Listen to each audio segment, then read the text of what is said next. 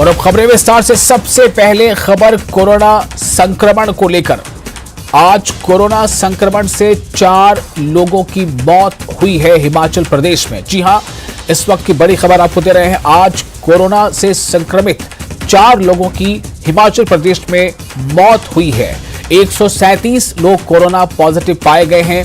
Active मामलों की संख्या बढ़कर 1764 हो गई है और कोरोना पीड़ित 23 मरीज अस्पताल में इस वक्त भर्ती हैं।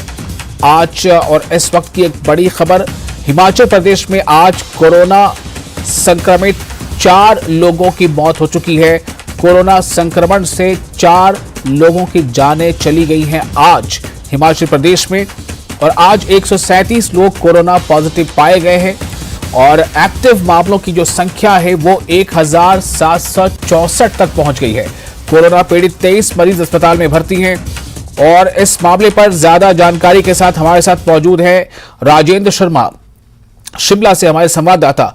राजेंद्र, क्या स्थिति है, क्या अपडेट अब आ रहा है सामने और इसको लेकर ये जो स्थितियां बदल रही हैं, अब न सिर्फ ये कि लोग संक्रमित हो रहे हैं बल्कि मौतें भी हो रही हैं, ऐसे में सरकार इसको लेकर कितना जो है वो एक्टिव नजर आ रही है, कितना चेत रही है इसको लेकर?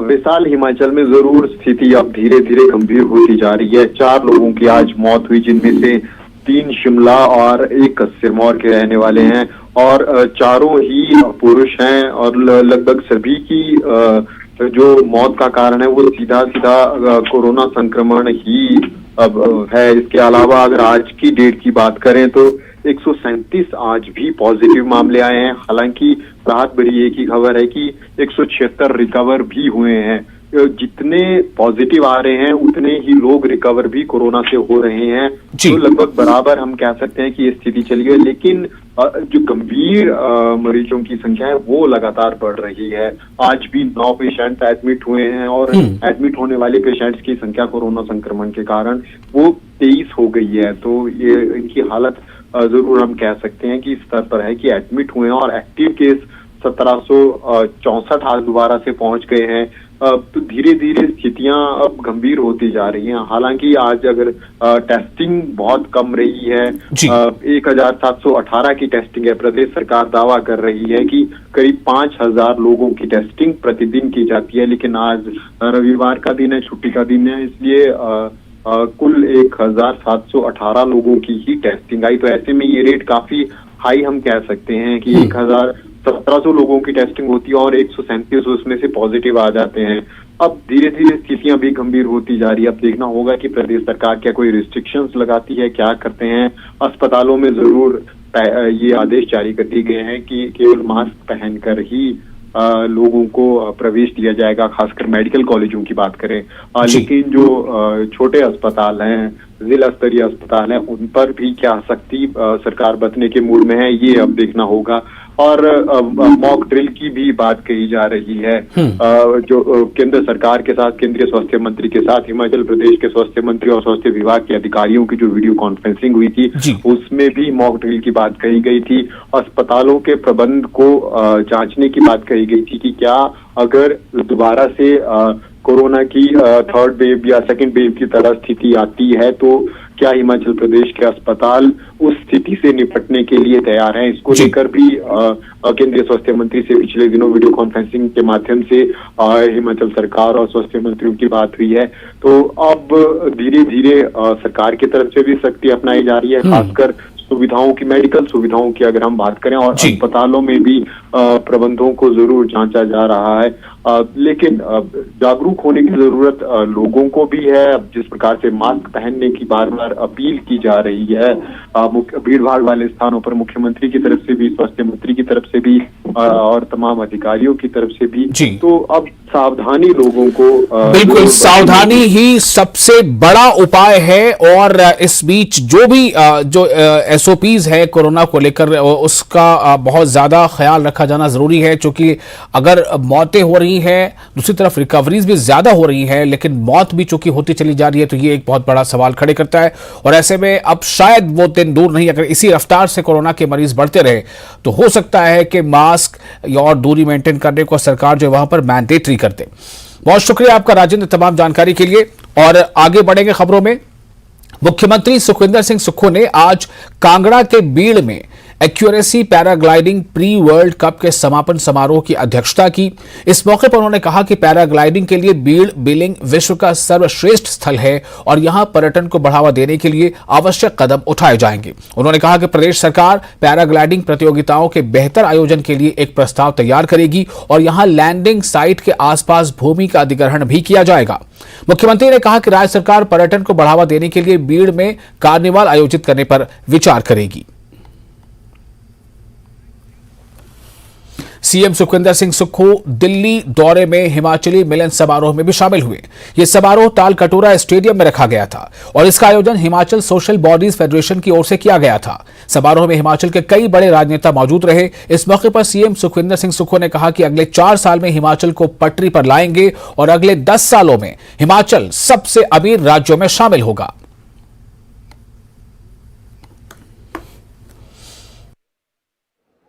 चार साल में हिमाचल प्रदेश अपनी अर्थव्यवस्था को पटड़ी पर लाएगा और आने वाले 10 साल में हिमाचल प्रदेश हिंदुस्तान का सबसे समृद्धशाली प्रदेश और सबसे अमीर राज्य के रूप में जाना जाएगा।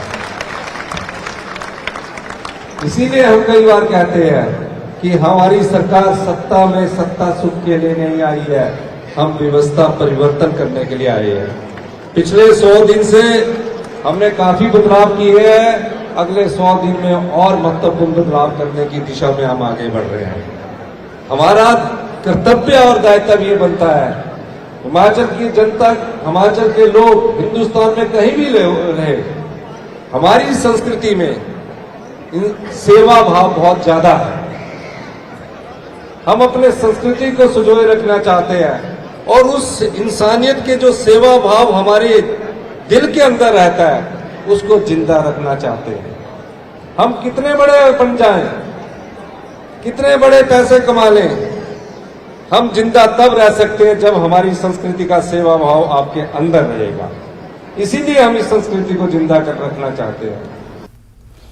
सीएम सुखविंदर सिंह सुक्खू ने केंद्रीय मंत्री अनुराग ठाकुर के कांग्रेस के वादों को लेकर किए सवालों का भी जवाब दिया। न्यूज 18 से बातचीत में सीएम सुक्खू ने कहा कि कांग्रेस ने ओपीएस यानी ओल्ड पेंशन स्कीम और महिलाओं को 1500 रुपए का वादा पूरा किया है, बाकी वादे भी पूरे होंगे।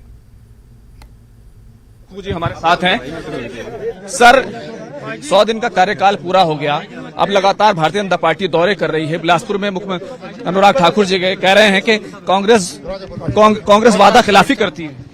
कांग्रेस ने जो वादा किया वो कर दिया है। 2 वादे किए थे, एक ओपीएस का किया था और एक 1500 रुपए का, दोनों वादे पूरे कर दिए। चलो तो सीधे तौर पर सुखविंदर सिंह सुक्खू उन्होंने कहा है साफ तौर पर कि जो वादे करती है कांग्रेस सरकार, एक ओपीएस का वादा किया था वो पूरा कर दिया, इसके अलावा जो दूसरे वादे किए थे वो भी सरकार अपने वादे पूरे कर रही है।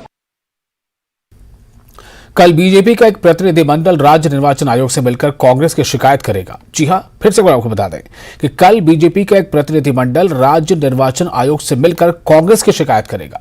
दरअसल बीजेपी का आरोप है कि कांग्रेस के मंत्रियों ने अपने सरकारी आवास के पते पर कई नए वोटर जोड़े हैं। इसी को लेकर कल नगर निगम शिमला के चुनाव प्रभारी सुखराम चौधरी की अध्यक्षता में बीजेपी का प्रतिनिधिमंडल चुनाव आयोग से मिलेगा और नए वोटरों के आवेदन को खारिज करने की अपील करेगा।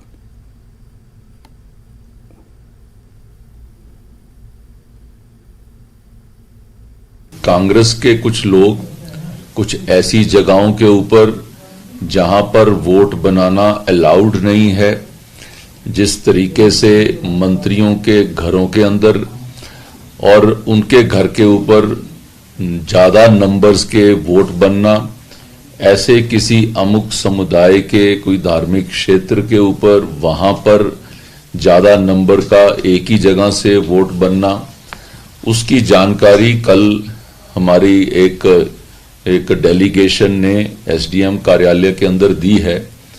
लेकिन हमारे प्रदेश अध्यक्ष और हमारे इस चुनाव के प्रभारी और ये कल चुनाव जो समिति, जो इलेक्शन कमीशन है, उनके कार्यालय में कल जाकर इसके बारे में अपना ज्ञापन देंगे। नगर निगम शिमला के चुनाव के लिए बीजेपी 12 अप्रैल को उम्मीदवारों की घोषणा करेगी। ये फैसला बीजेपी मुख्यालय दीपकमल में आयोजित पार्टी की एक अहम बैठक में लिया गया। ये बैठक बीजेपी प्रदेश सह प्रभारी संजय टंडन की अध्यक्षता में हुई थी, जिसमें यह भी फैसला लिया गया कि चुनाव प्रभारी सुखराम चौधरी की मौजूदगी में उम्मीदवारों का ऐलान किया जाएगा। इस अहम बैठक में सुखराम चौधरी, सुरेश भारद्वाज और रवि मेहता भी मौजूद रहे। यहां प्रदेश सह प्रभारी संजय टंडन ने नगर निगम चुनाव में जीत का दावा भी किया। भारतीय जनता पार्टी की शिमला नगर निगम के लिए आज हमारे कुछ मुख्य कार्यकर्ताओं की बैठक हुई और उसके अंदर आने वाले समय की सारी रणनीति के बारे में चर्चा हुई। हमारी जो टीम के लोग ऑलरेडी सारे जो वार्ड के अंदर उन्होंने जाकर सब कार्यकर्ताओं से मिलने का जो कार्य कर रहे हैं, उनकी रिपोर्ट हमें परसों तक उनकी रिपोर्ट मिल जाएगी और उसके बेसिस के ऊपर 12 तारीख को हमारी चुनाव समिति की बैठक रखी गई है, जिसके अंदर इसके जो चुनाव के अंदर सारे प्रत्याशियों की उनकी घोषणा की जाएगी।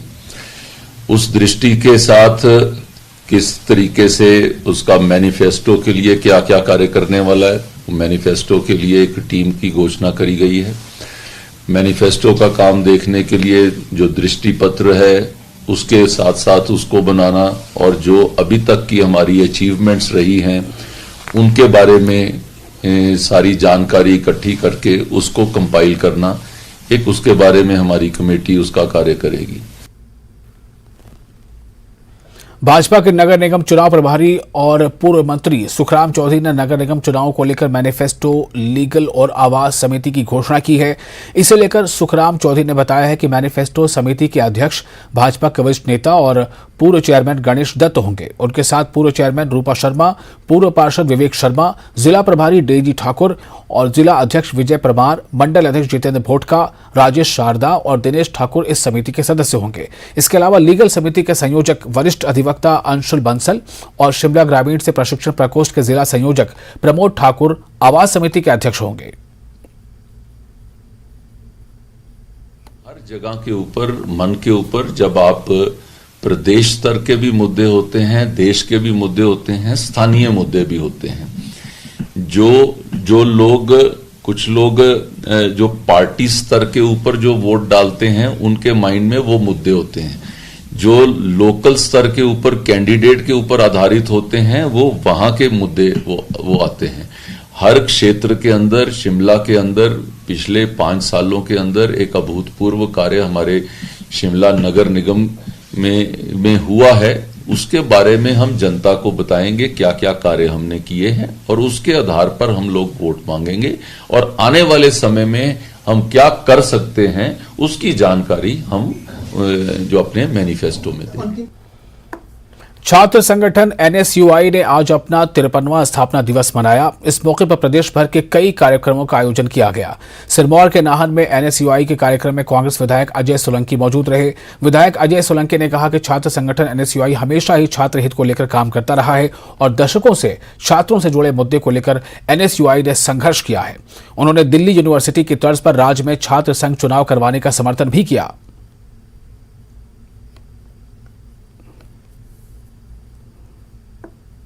एनएसयूआई की स्थापित हुए 53 वर्ष हो गए और आज तक जो भी छात्र हित में विभिन्न सरकारों द्वारा फैसले लिए गए वो शुरू से उन समस्याओं को एजेंडे के रूप में जो है एनएसयूआई ने हमेशा उस पर कार्य किया और उसके लिए संघर्ष किया, आंदोलन किया है।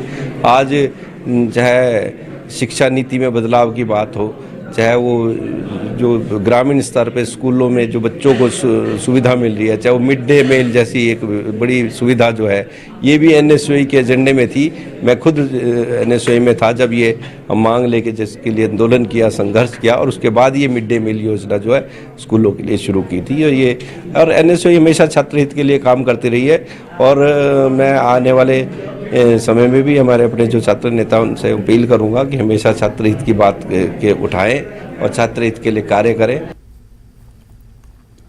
नेता प्रतिपक्ष जयराम ठाकुर ने 2 दिवसीय महिला प्रदेश कार्य समिति की बैठक के दौरान कांग्रेस पर जमकर हमला बोला और कांग्रेस पर 1500 रुपए पेंशन और ओपीएस को लेकर जनता को धोखा देने का आरोप लगाया।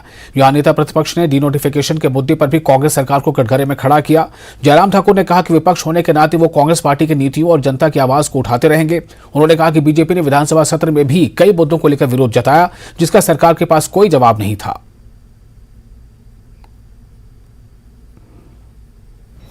महिलाओं के साथ तो बहुत बड़ा छल हुआ है जो कांग्रेस पार्टी ने चुनाव के दिनों में किया।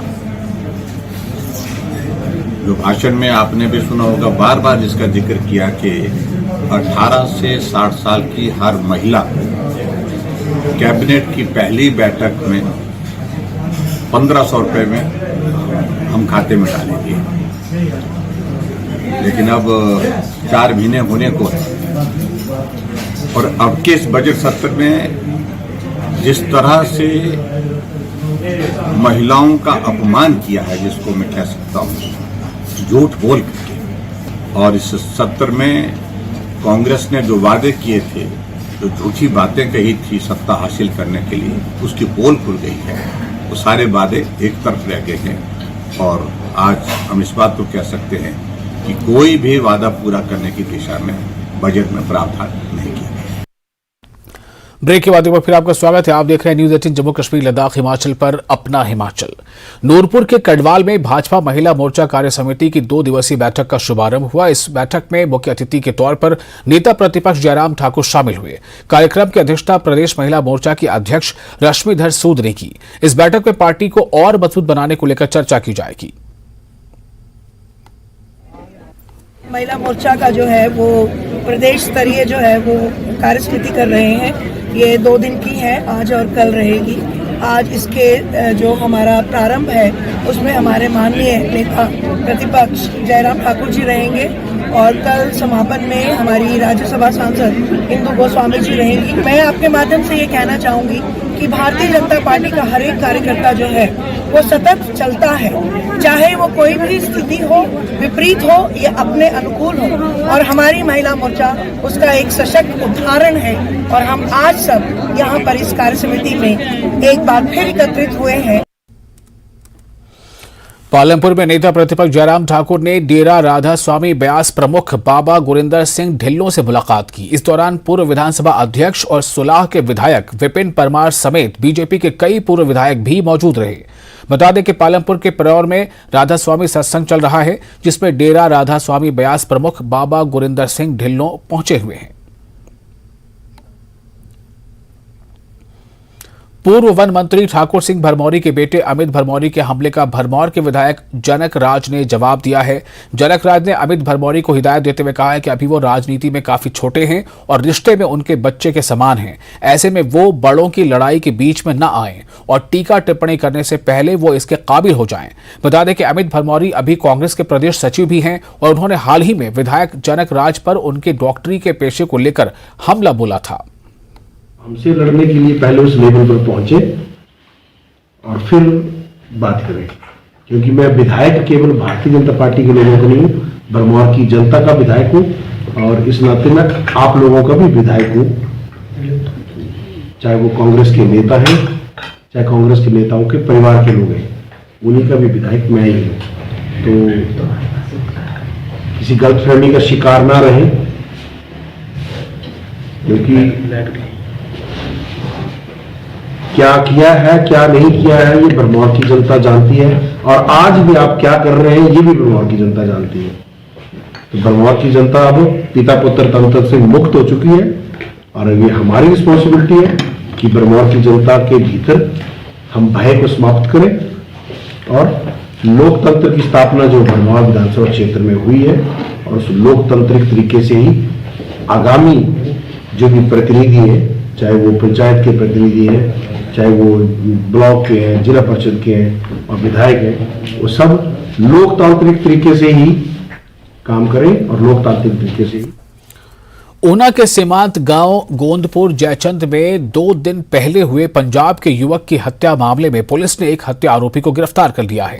गिरफ्तार किए गए आरोपी की पहचान ऊना जिले के सासन निवासी विशाल के रूप में की गई है। इसके साथ ही आरोपी के कब्जे से पुलिस ने एक देसी कट्टा और 5 गोलियां भी बरामद की हैं। हालांकि पुलिस अभी इस मामले में दूसरे आरोपी गगन को तलाश कर रही है। आरोपी गगन पंजाब के होशियारपुर जिले के गढ़शंकर तहसील का रहने वाला है। दो व्यक्ति जो है मोटरसाइकिल पर बैठ के विक्टिम के साथ उस जंगल में आए थे और कुछ लोगों ने, चश्मदीद गवाह ने इनको देखा था वहां से मौके से फरार होते हुए। उनमें से एक व्यक्ति जिनका नाम विशाल सहोता है, शासन ऊना के रहने वाले हैं और 22 वर्षीय है, उसको हमने सोलन से पकड़ा है। जब इनको हमने पकड़ा तो इसके पास 5 लाइव राउंड और एक देसी कट्टा जिसको बोलते हैं वो भी बरामद हुआ है। ऐसे चोहरौली की टीम जो है मौके पे गई थी, उसको पकड़ के लाई है। इसके अलावा हमारी टीम जो है अलग अलग जगहों पे पंजाब में गढ़शंकर, लुधियाना, मोहाली और बाकी जगहों पे जो है लगातार दबिश दे रही थी। उसके चलते ये दोनों काफी डेस्परेट हो गए थे और हमको इनको पकड़ने में सफलता प्राप्त हुई है। बद्दी डालागढ़ नेशनल हाईवे पर भुड्ड के समीप ट्रक की टक्कर से मोटरसाइकिल सवार युवक की दर्दनाक मौत हो गई। पुलिस ने थाना बद्दी के तहत ट्रक चालक पर मामला दर्ज कर लिया है। मृतक की पहचान पंकज निवासी चंबा के तौर पर हुई है। स्थानीय लोगों के मुताबिक बद्दी से नालागढ़ की ओर जा रहे एक तेज रफ्तार ट्रक ने आगे चल रही मोटरसाइकिल को पीछे से टक्कर मार दी। इस टक्कर से बाइक पर सवार 2 युवक सड़क पर गिर गए। इस हादसे में पंकज की मौके पर ही मौत हो गई, जबकि पीछे बैठे युवक अखिल को काफी चोटें आई हैं।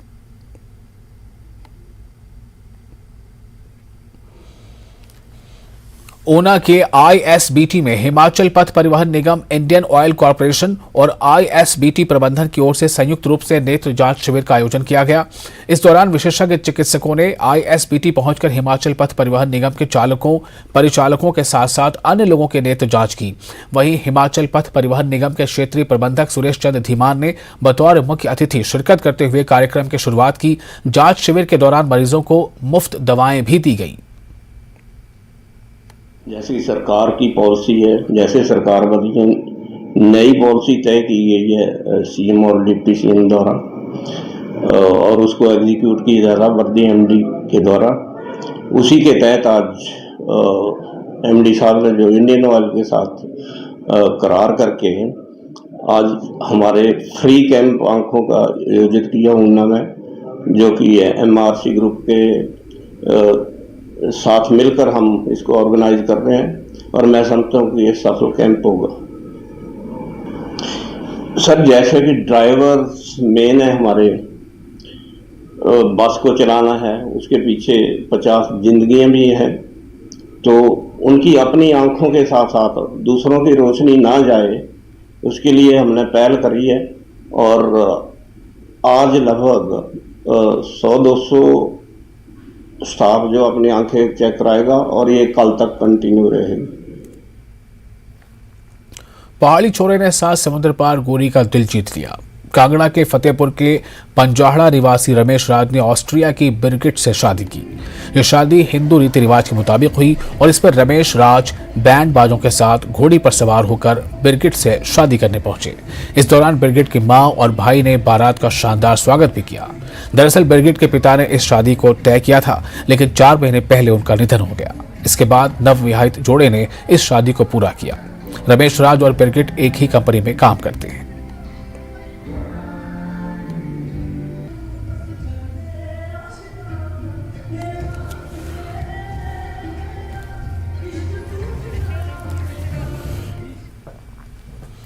और इसी के साथ अपना हिमाचल में फिलहाल इतना ही, लेकिन न्यूज़ 18 जम्मू कश्मीर, लद्दाख, हिमाचल पर तमाम बड़ी और अहम खबरों का सिलसिला जारी रहेगा।